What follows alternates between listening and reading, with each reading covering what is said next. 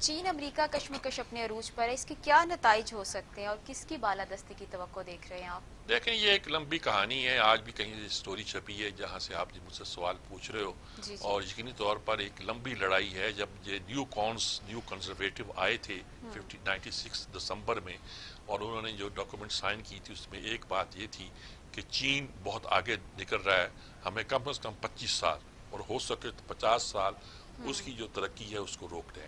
صحیح۔ اور اب یہ ہوا کہ وہ روکنے کی کوشش کرتے رہے. چین میں جو پہلا انقلاب آیا تھا وہ سن جات سن کا تھا. جی 1912 کے 11 میں آیا تھا. ڈائنیسٹیز ختم ہوئی تھی. اس کے بعد یہ انقلاب آیا تھا. یہ انقلاب چلتا رہا. درمیان میں چیانگ کائی شیک کی حکومت آئی شاید 25 میں. اور اس کے بعد چیانگ کائی شیک یا نیشنلسٹوں کی یا کومن تانگ کی لڑائی جو تھی وہ کمیونسٹوں سے شروع ہوگی، جس کی قیادت ماؤ تنگ کر رہے تھے.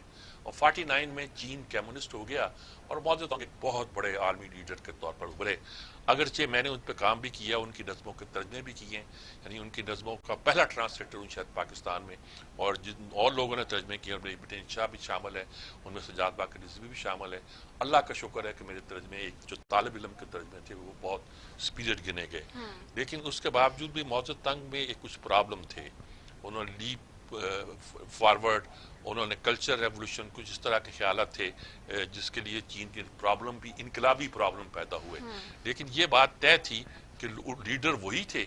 اگرچہ ان کے زمانے میں اگر شاید چین ترقی نہ کر پاتا اگر چیو ان لائی کی قیادت موجود نہ ہوتی، جو ایک لمبے عرصے تک ان کے وزیر اعظم رہے. اور میری رائے میں وہ اس وقت دنیا کے سب سے بڑے ڈپلومیٹ تھے اور بہت ذہین آدمی تھے. ان کے جانے کے بعد ڈینگ جائی پنگ آئے. ڈینگ جائی پنگ نے جو اکنامک پیٹرن تھا وہ چینج کر دیا. چینج کر دیا۔ اس کو باقی سسٹم سیاسی وہی رکھا، لیکن اکنامک پیٹرن کو یہ کیپٹلسٹ سسٹم کے زیادہ قریب کر دیا، جس کے نتیجے کے طور پر چین نے بڑی ترقی کی. وہ تو چین کے تیسرے ایک طرح کے لیڈر تھے. چیانگ کائی شیک کو تو وہ اسلام میں آپ گنتے نہیں ہیں.